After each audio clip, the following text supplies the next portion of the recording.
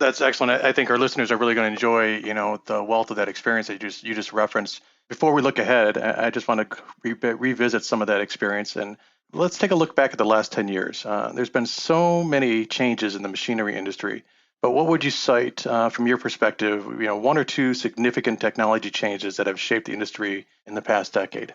That's a good question. There certainly has been a lot of change. The tools that we use for engineering are certainly different.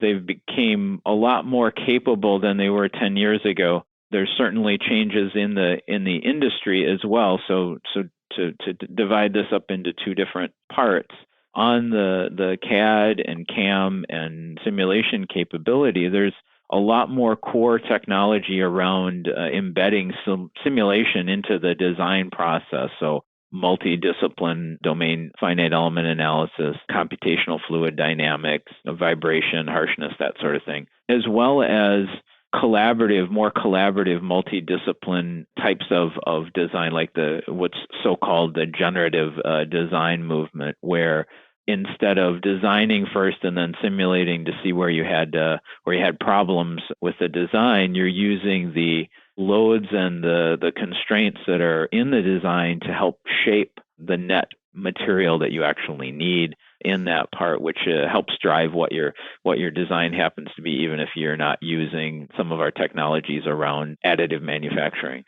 And then I guess the third point would be that realistically, there's so much simulation in the product and so much electrification, rather, that it's really difficult and challenging to simulate everything in the machine and try to arrive at what that final product is without having some way of validating the PLC code and the automation code that's in it. So those are some really big changes from the market perspective, and as well as the solution products, if you will.